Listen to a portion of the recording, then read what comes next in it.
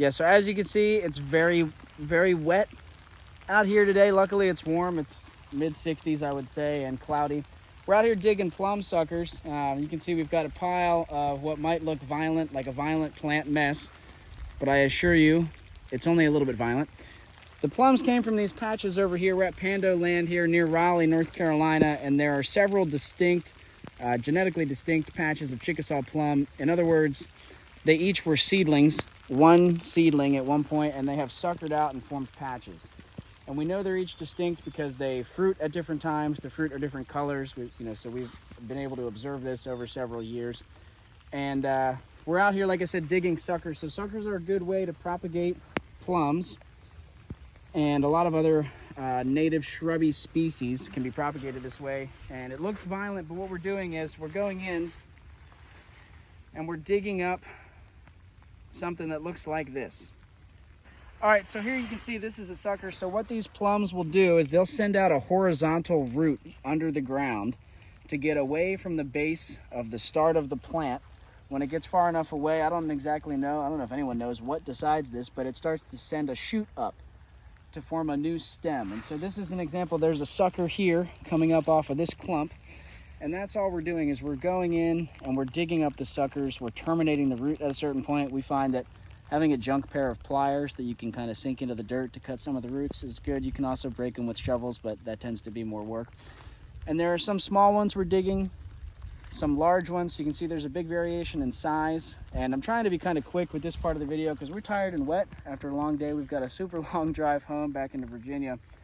When we get home, I'll probably film another section of the video where we'll show you, we'll come in, we'll snip some of these roots and we'll snip a lot of the top part here. We want to kind of, we've done a big haircut on the root system. We want to match the top to that so that the roots are able to provide enough water up to the leaves that they're trying to support. So we'll talk about that in the next section, but basically to transport them home, we're just going to go get them in big pots bundled up. We're going to pile a bunch of aged wood chips on them. The roots are nice and wet. If you were doing this on a, it's rainy today. If you were doing this on a sunny day, you'd have to keep the roots protected from the sun, a big piece of burlap, brown paper bag, stick them in a bucket of water. You don't want these roots to dry out at any point during this process, and you want the plums to be dormant. Some folks say that spring is actually the best time to dig them because they're putting out growth. For bare root trees, fall tends to be better, but for suckers, spring tends to be better because the root is more active. It can relatively quickly heal the wound, send out new growth. But that's the gist here at Pando land. The only other thing really that I want to talk about is that you can see the flowers. I'll put in some close-ups of the flowers. These are very easy to identify this time of year. There's a lot of white flowers, but if you can learn to identify wild plums, differentiate them from Bradford pear, Callery pear, and other white flowered things this time of year, this is the best time I find to spot wild plums from the road or while you're hiking out on your adventures. They really make quite a show. They put off a ton of flowers. One of the reasons why they're so good for pollinators, they put off a ton of nectar early in the season when there's not a whole lot of other food to be found. And they're really good pollinators for domestic plums. They're just an awesome plant. This is Chickasaw plum. Again, there's about 15 native species of plums to this continent. So this is not the only wild plum to play with. I'll try to find some footage of I have some footage of the fruits. The fruits are small. They're much smaller than domestic plum, but they taste good. They taste just like a plum. Very disease resistant. And yeah, like I said, I think we'll wrap it up there. We're gonna go clean up and get home. You can cut it off. A little pause in the rain here. So I thought I'd actually stop and talk a little bit about Pando land and what's going on here, give some context. So Pando land down here outside of Raleigh, North Carolina, it's managed by Project Pando and Leaf and Limb, and they're doing some really amazing work here, native restoration type stuff on this site. I think it's roughly 17 acres. My understanding is it used to be a hay field and it was let go for a little while. A lot of the trees that are here, like all these wild plums, they popped up on their own. Now, they would have originally started as one seedling. Who knows when? They could have germinated while the field was still in hay and been getting mowed down every year, or they could have germinated after the field got taken out of production. I don't know, but there's all sorts of other stuff. There's native persimmons that have popped up. There's a little patch right there. There's a persimmon patch over here. There's some native oaks. There's also some non-native, some Bradford pear and that sort of stuff. But Project Pando has been managing the site. There's a really awesome white oak over here, really beautiful specimen. And yeah, so they've been managing, they've put in some swales and a pond. They've been doing some brush hogging to kind of maintain some of these open areas, but it's not cut very regularly. You know, the vegetation is allowed to get up to a reasonable height. There's a pocket forest over here, which I've made some videos on, where they're trying to establish basically a pocket forest. Like I said, I've touched on this in other videos. I don't have too much time to go into it right now. Here comes the rain again. I still got to get the truck loaded up, but basically a super high density planting of woody shrubs that is going to kind of mimic the way a natural forest would regenerate. Super dense, super diverse, and then over time species will get thinned out. There's also, because of the work that goes on, you know, we're near Raleigh, kind of an intersection of rural and urban, and so there's lots of carbon available. Leaf and Limb, the sponsor, the creator of Project Pando, is also an arborist, a tree company, and so there's abundant resources such as wood chips getting dropped. This whole mound over here is leaf compost from leaves being dumped from the municipality. I'm not sure which municipality, but one of the local municipalities that collects leaves over here. Got some water drops on the camera lens. That's just kind of how it's got to go today because it's very wet. Really probably ought to invest in a microphone here soon. But yeah, I just wanted to give a little, paint the picture. I've talked about Pando before. Sorry if you guys can't hear me also when I turn my head. I really have no idea how the sound quality is going to turn out on this one. I might have to do a lot of voicing over, but yeah, I just wanted to give a little bit lay of the land of Pando. We've talked about it before, but just to kind of an updated for those who haven't seen that video. And I know my previous Pando videos have been relatively short in terms of compared to like some of my other videos. This site is far for me. It's a really awesome site. I am thrilled to be able to come be here and be part of what's going on, a very small part, but part of what's going on here. But it's far, you know, it's a solid 2 hours, 45 minutes from where I live now in Virginia. So it's a big commitment to come out here. Today was the only day we really could fit it into the schedule, and it's been pouring rain most of the day. So the whole drive down, it was, you know, windshield wipers doing that. But all in all, it actually worked out really good. We got lighter rain by the time we got here. It actually stopped for a little bit, like right now. We got to dig a good number of suckers of plums. And yeah, it's a cool example of what can be done native restoration wise to a site. There's a ton of food coming out of the site, the plums, the persimmons, the forages and whatnot. A lot of habitat. You know, these wild plums, these thicketing species, we're kind of focusing in on the plums for this video, but there's other stuff going on here. But these thicketing species like plums, they provide a ton of habitat, really critical habitat for wildlife. There's nothing quite like a thicket. And these thicketing species are really, they're not very abundant anymore. They used to be super abundant, but the places they thrive, open areas, field edges, have either been turned into grass and hay or cut too regularly, or the forest edges are so overgrown with invasives and vines and such, they really have a hard time eking out an existence, you know, in that environment. So quickly getting dark here as the sun is lowering and the clouds are rolling in, but Pando land, Project Pando, thanks to the work, the awesome work that you guys are doing, the opportunity to come dig plums. This probably is not the end of the video at this point for those of you viewing the video, and we'll probably be having these plums for sale through the nursery. I'm going to try to time that so that when we have them available is when this video comes out. So if you're seeing it pretty close to when I release it, check the website or shoot me a message, and we'd love to distribute these plums. I think we're probably going to have to try to stick with local distribution because of the size of the root mass on some of these suckers, but I really got to cut it off, get the truck loaded. You can probably tell it's getting dark quick and we got a long haul home, so catch you in the next part.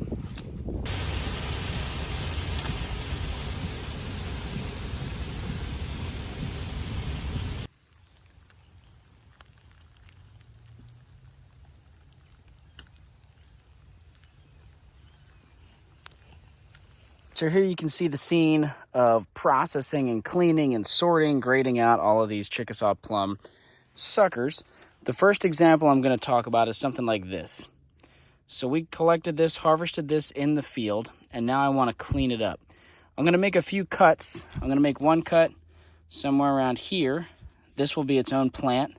And then I may make another cut right here, turn that into its own plant, and this into its own plant. Goal here is to ensure that each piece that I cut has a significant amount of roots, enough to which we think it will probably survive if it gets separated from the other pieces in this clump. The other thing that we're doing is I'm coming in and looking for damage. So here you can see this is a big piece of damage on this root.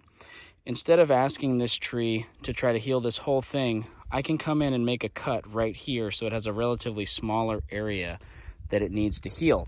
Additionally, like I mentioned, we're going to do some thinning of the stems, the top part of the shrubs. Because we took a lot of the roots away, the roots are now unable to provide the same amount of fluid, water, up to support the leaves when they leaf out.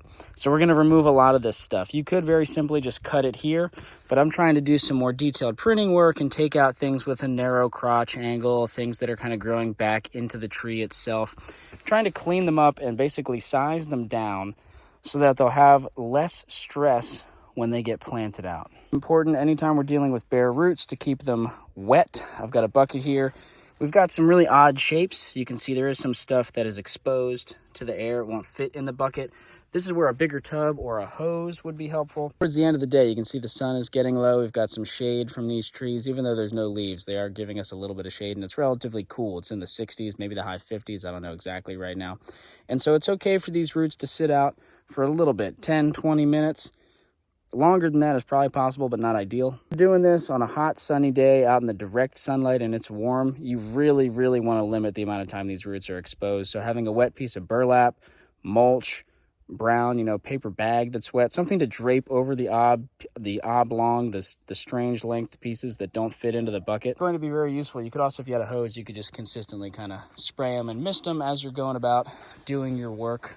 That piece that was one, is now 3 individual plum suckers. So we have this one here, which has a little bit of damage. So this will probably go in the lower grade one that I might plant out myself or pot up. It should still do totally fine. It's got some buds up in here. That won't be okay. We've got another smaller one here that we trimmed off. Again, these will grow and make fine plants. They're just a little bit smaller. And then this is a rather nice one. It's got a decent amount of roots. We're going to need to do some thinning on the upper part here. Losing the light, so it might be a little bit difficult to tell how much I've taken off, but I took a decent amount of that material off of the top, and this guy is ready to go. So this is basically what the finished product is looking like when they're all stored in their pots. I know it's probably hard to tell what's going on. One of the consequences of how busy it is this time of year is that I didn't really get a chance to film as much as I would have liked to in the process of trying to get everything done. That said, I think we got the main picture across. You can see I've done a lot of cuts on all of these stems. There's much less stem and leaf material here than there was when we started with these plums. I'm all sized out, graded out into different containers. So grade A, this is like typically what I would want to sell somebody. These have a good amount of healthy shoot, a good amount of healthy root. I feel like they're very solid plants. Happy to let those go to folks. Those are ones that are, I don't even know what grade to call these. I'm going to try to pot some of these up, but these had so little root attached that I'm not sure if they're going to make it or not. We're going to kind of put those in the plant ICU, so to speak, and see what happens. We've got grade B. These will probably be okay. They didn't have quite as much root as I was hoping, or in several cases, most of the stem is dead. They have a little bit of green, and the root looks okay, but a lot of the stem is dead, so they might send out a new shoot from the root. Anyway, just not quite as high quality of a plant. We're going to plant some of these out here in the landscape and see how they do. We might offer them at a discounted rate, give them out to friends. I had to make a new category here for these Chickasaw plum suckers, which is XL. These are super big. They're bigger than the typical grade A. Absolutely too big to ship. I couldn't even fit them all in one pot, so there's about 10 or 12 in there, and then I have 2 or 3 more in here that just had massive root systems. We are offering the XLs and the A's for sale, although I gotta be honest, I don't think any of them are really of a size that I could ship them. What I'm gonna do is post this video before I get a chance to really think about shipping and offer these as a local sales only first and just see where that goes. I know there's a lot of demand here locally, and so I want to see, we don't have a ton of these, right? We have under like 50 or so total that we're going to be distributing. Just going to see how it goes locally. But I would like to be able to offer these to those of you who are not local. I just have to learn a little bit more about either getting some different size boxes that they might fit in and kind of gauging the price range of shipping those boxes. Or as I learn more about propagating these plums from suckers, it's possible that we could do some more snipping to make them even smaller. I just right now, having only done this a handful of times myself, this process of digging and planting suckers, I don't feel like I fully understand the limits yet of how much I can cut off and still have a successful plant that's rather easy to put in the ground and care for. So we're learning. We're going to keep updating you all as it goes. And like I said, for now, if you're watching this and you're local, let me know. These are available. If you're not local, stay tuned. We might be offering them, but if not, definitely in the future. And we hopefully will have seedlings in the fall, because I've got a ton of Chickasaw plum seed planted. We planted it last year. It should be fully stratified and hopefully waking up any day now. So that's all I can really think about right now. I got to get back to packing up. Today we're doing bare root trees, packing up more stuff to get in the mail. It's hot. It's almost 80 degrees. It feels really strange to be packing up bare root trees in this heat. But we've got another at least week, maybe 2 or 3 weeks that I can be packing bare root trees. We've got a few more that need to get out the door before they wake up, before we, they leaf out and we kind of end the bare root shipping season. So I'm going to get back to that. But let me know what you guys thought of this video. If you have comments, questions, I'd really love to hear what you guys have to say. It was a fun adventure. I'm really glad that we got to do it. And excited to get some plums. Hopefully we'll get to go pick some and show that later this year at the same patch. But for now, hopping off. As always, I appreciate you guys for tuning in, and I'll catch you later.